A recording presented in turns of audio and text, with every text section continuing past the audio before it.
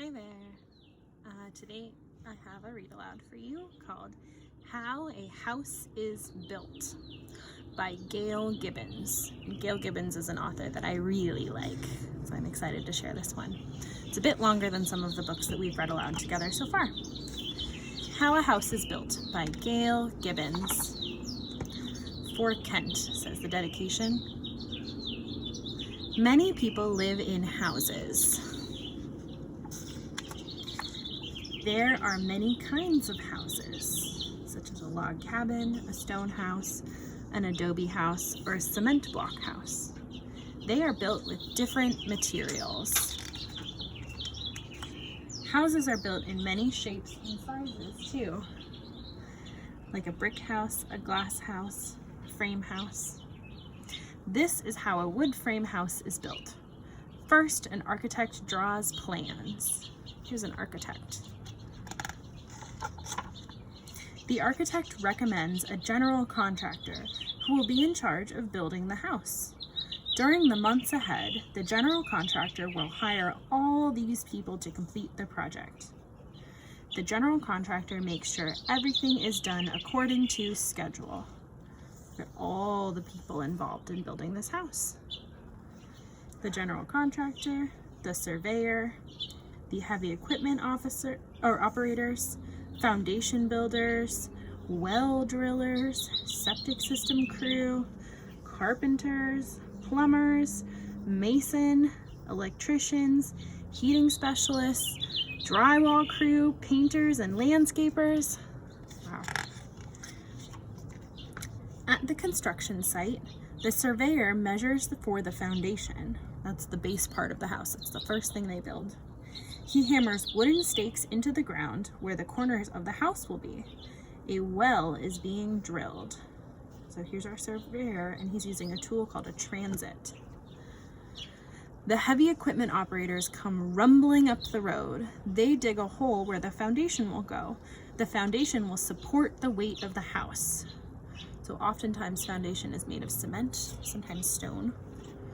I'm not sure what other things it could be made out of. So here are the heavy equipment operators, and they have a bulldozer and a dump truck and a payloader. There's our general contractor. Next, the foundation builders arrive. They dig trenches around the edges. Trenches are long, narrow holes. They line the trenches with boards to make a form. Trucks move into place to pour concrete. Concrete trucks, foundation builders, and the form, which is like a frame, or it's a rectangle that they pour the concrete into, so it shows the shape of the concrete. There it is. When the concrete is hard, the boards are removed.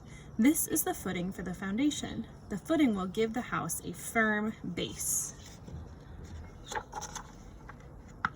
Then the foundation builders build forms on the footing for the foundation walls. The concrete trucks come and go to fill the forms. The concrete floor of the basement is poured and smoothed over.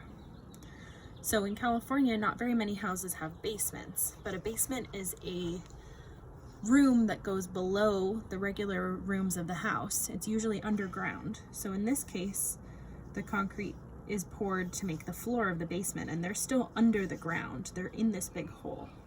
So there's gravel and a drain, and that drain is still here when they put the concrete in to make the basement floor. He's using a tool called a bull float. The forms are removed when the concrete is hard. Tar is smoothed on the outside walls so moisture can't get inside. Then the bulldozer pushes or backfills the dirt up against the outside of the foundation.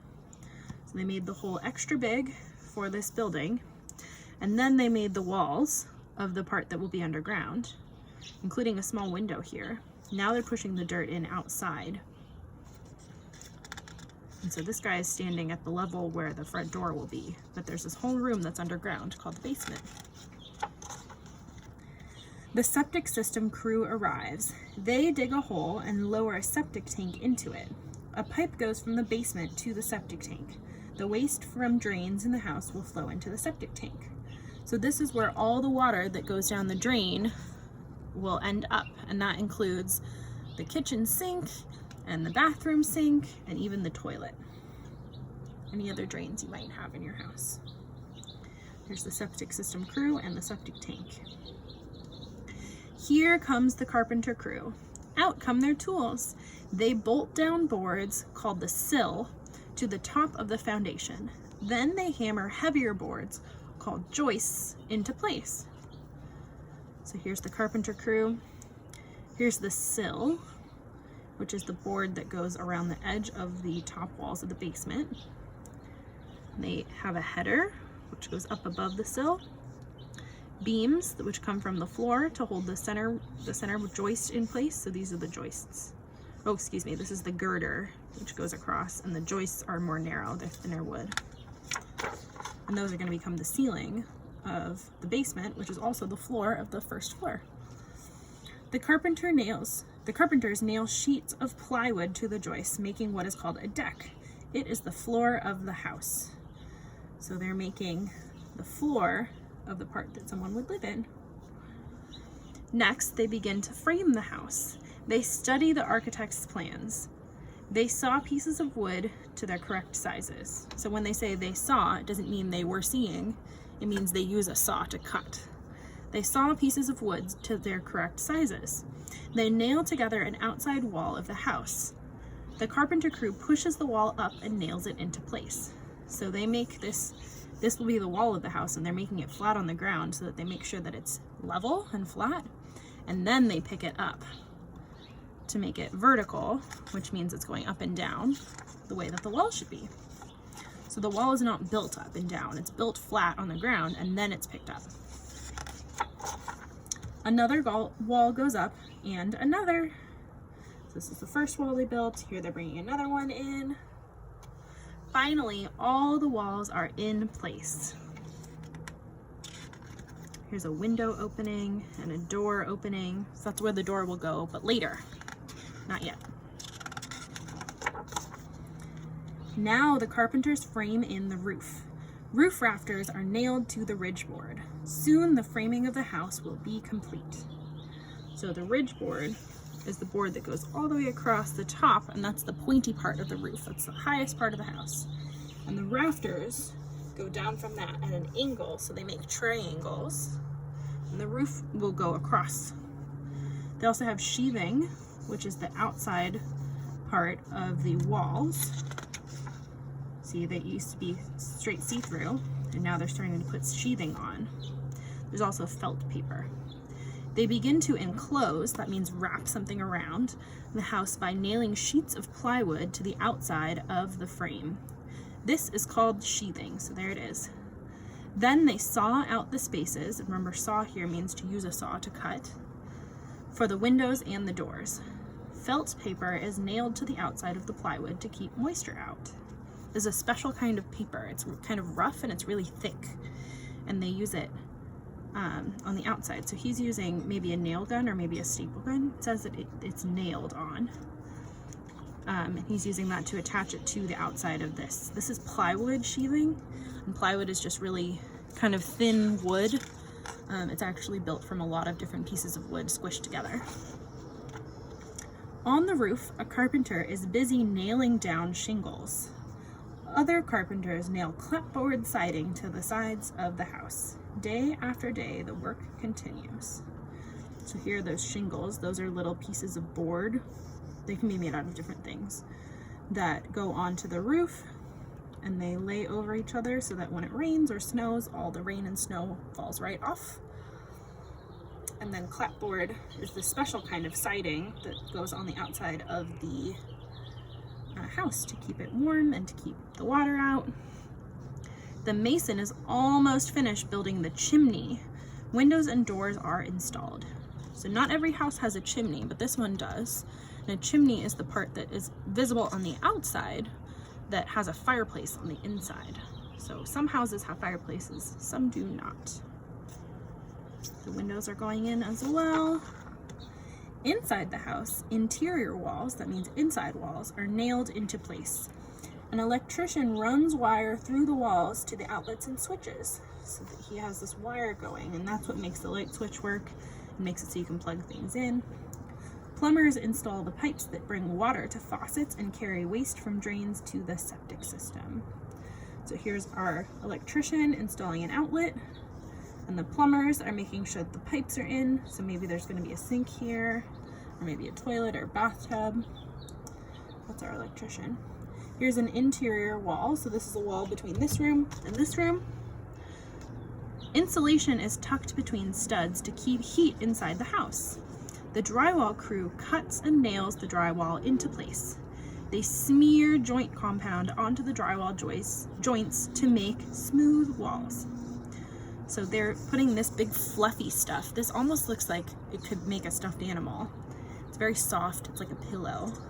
And they put it up inside the walls in order to keep the house from getting too hot or too cold. So it insulates it. It works just the same way that a blanket works. And then they're also putting on this stuff called drywall, which is what most houses have on the wall, the part that you can actually touch right below the paint. And they're making it nice and smooth. There's a light switch, all done. This is one that they're still working on. Next, the finished floors are nailed down. Windows and doors are trimmed, and the painters paint the walls. So they're finishing up the floor here. This is the part that you don't usually see, it's underneath, and here are the nice floorboards that they chose. Then they're putting trim around the windows and around the doors, which is just to make it pretty. And here they're painting. What color did they choose? Really pretty color. Everything is almost done. The electrician hooks up the light fixtures, cabinets are installed, and the plumber puts in the bathtub, toilets, and sinks. The furnace and hot air ducts are installed. So they're making it pretty with nice light fixtures, so it's not just a light bulb on the ceiling. They're putting in cabinets, because otherwise there's nothing on the walls in the kitchen and nowhere to put your plates. They're adding in the sink here, and then they're finishing up the part that makes it have a heater. Some houses have heaters, and some have ACs, and some have both. I think all houses have to have a heater though. Outside, the landscapers notice that the grass they planted is beginning to grow. They dig a hole for one more bush. So they started putting in grass. It's just beginning to grow. They maybe just put the seeds down, but they haven't actually started growing all the way yet. There's that window that goes to the basement. Remember how the basement's down below the house, underground? They're putting in one more bush right here. For many months, this has been a very busy place. At last, the work is done. Now the house is ready to become a home. It looks like this is who's moving in here. And they have a moving truck here. They're bringing out all of their things that they own to put in their house, starting with the lamp and whatever's in that box. Oops. Simple shelters of the past. So these are different things that people have used as homes.